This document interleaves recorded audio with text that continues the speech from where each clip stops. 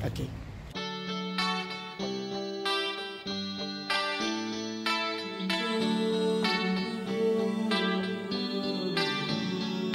Ngayon ay ang ika-16 na kaarawan ko.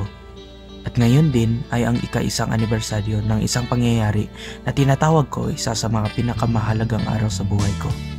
Sa akin lang, ganun lang ang tingin ko. Nakakahiya kasi ito para sa akin sa pagharap, ngunit noong mga araw na yun, naranasan ako ng maraming damdamin. Nasaktan ng puso ko. Nasayang ang oras ko sa taong yun.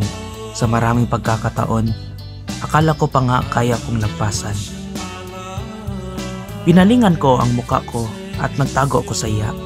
Sa tingin ko noon ay nasa pinaka-delusyonado akong estado. Ang katotohanan na nanatili ako pagkatapos nun. Ang katotohanan na sinubukan ko pa ring lumapit. Nakakahiya para sa akin.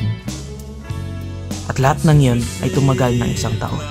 Hindi ko alam kung ano pang dumating pagkatapos nito. Magiging mas mabuting tao ba ako sa susunod na taon? Magkakaroon ba ako ng isang pang hindi malilimutang karanasan? Hindi ko malalaman.